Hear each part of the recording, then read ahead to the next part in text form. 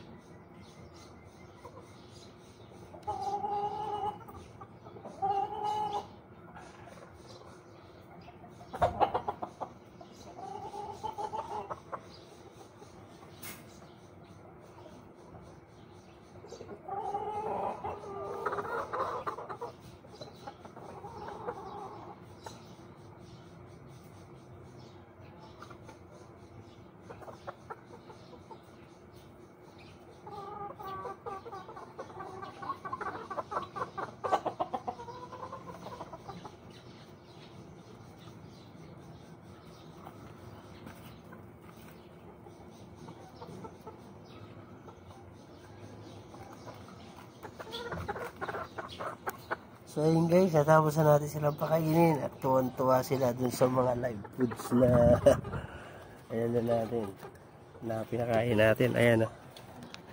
Ayan sila, medyo bitin-bitin pa nga daw eh. Sabi nila eh. Ayan o, saya-saya nila. Iba talaga pagka live foods yung ano, kasi nga naman buhay eh. Hinahabol-habol din nila ng ano nila habang tumatakbo-takbo yung mga dapya. So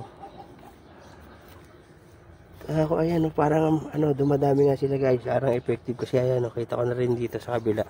Siyempre dinagdagan natin ng dahon ng dahon ng saging at saka kumulay yung ano rito, naging katulad nito, medyo parang mapula yung tubig. Itong dalawa na medyo malabo. At saka ayan mas kita ko na siya ngayon pag tinitigan mo, ayan madami po siyang mga maliliit na tapya. Sana magtuloy-tuloy yan, pero gagawin natin yan pagkano lalagyan natin ng transparent na takip para plastic para sa ganun. Kasi pagka kung dumami man sila, lulusot sila rito sa ng overflow kapag umapaw yung tubig.